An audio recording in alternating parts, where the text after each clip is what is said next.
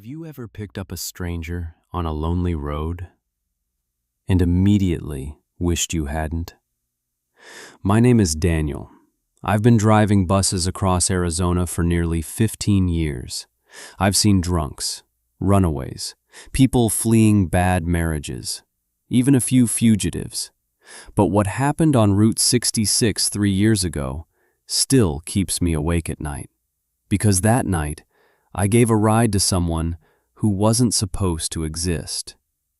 It was October 18th, the kind of desert night where the cold sneaks in faster than you expect. I was driving the last route from Flagstaff toward Kingman. There were only 4 passengers on board: an elderly couple sleeping in the back, a college student with headphones, and a truck mechanic heading home. Nothing unusual. The road stretched endlessly through darkness.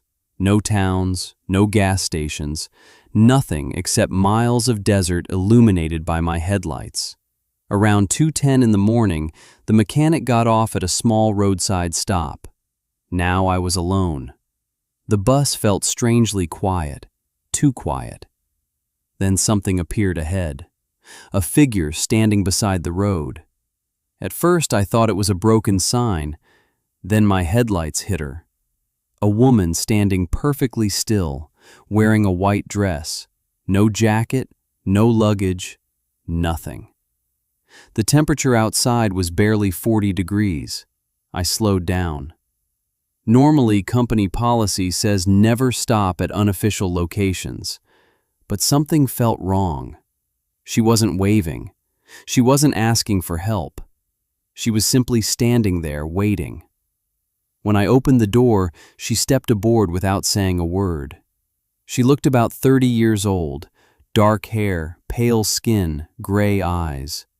Her face was expressionless, like she'd been staring into darkness for hours. She handed me an old $5 bill. The paper looked yellow with age. I asked, "Where are you headed?" She answered softly, "Jericho." I frowned. "There isn't a town called Jericho around here." She looked at me for the first time and said, "There used to be." Then she walked to the back of the bus. For the next 20 minutes, I couldn't stop checking my mirror. The woman never moved, never blinked, never looked away from the window. The strange thing was, there was no reflection. The bus lights reflected off every seat, every window, every surface, except her. It was as if the darkness swallowed her completely. Around 2:40 a.m., I reached a gas station. I stopped for coffee. When I stepped off the bus, the cashier asked, "Who else is with you?" I said, "Just one passenger." The cashier looked confused. "I only saw you." A chill ran through me. I laughed it off. Maybe he hadn't looked closely. But when I returned to the bus, the woman was now sitting directly behind my seat. I never saw her move. A few miles later, curiosity got the better of me. I asked her, "What is Jericho?" For the first time, she smiled. Not warmly, not happily, just enough to reveal something deeply wrong. Then she spoke. There was a town, small, quiet. Everyone knew each other. She paused, then continued, "Until the fire." I felt my stomach tighten. "What fire?" Her eyes remained fixed on the darkness outside. "The one nobody escaped." The bus suddenly felt colder. The heater was still running, but my breath became visible. Then she whispered, "They never found all the bodies." The radio suddenly crackled. Static exploded through the speakers. Then, a voice. A little girl, crying. I nearly slammed on the brakes. The sound lasted only a few seconds. Then, silence. The woman stood up. For the first time since boarding, she walked toward me and placed something on the dashboard. An old black and white photograph. I looked down. My blood froze. The picture showed a town burning. buildings engulfed in flames, people running and standing near the center, was the same woman. Exactly the same. Not younger, not older, exactly the same. I flipped the photo over. On the back was a date, April 14th, 1956. My hands began shaking. I pulled the bus over. I turned around. The woman was gone. The bus was empty. Every seat, every row, empty. I searched the entire vehicle. Nothing.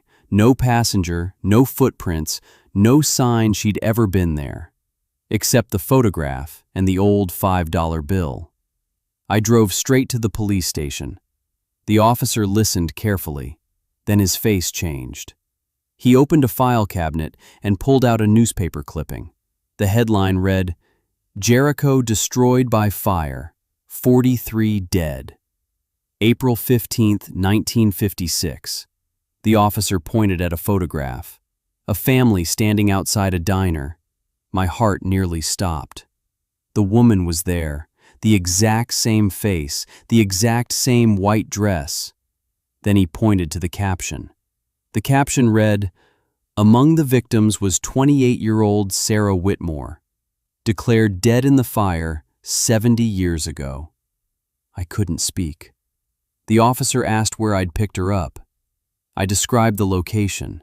His face turned pale, very pale. Then he said something I'll never forget. "That's where the cemetery used to be." I stared at him. "What cemetery?" He swallowed hard. "The one where Sarah Whitmore was buried." I quit night route 6 months later.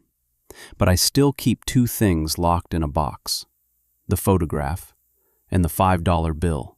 Because every October 18th, without fail, that old bill appears on my kitchen table, no matter where I hide it. And every year, the paper becomes a little newer, as if someone is slowly making her way back. And this year, for the first time, the bill wasn't alone. There was a bus ticket beside it, with my name printed on it, and a destination: Jericho. Would you have stopped for the woman on Route 66? Comment yes or no below. And remember, some passengers never reach their destination.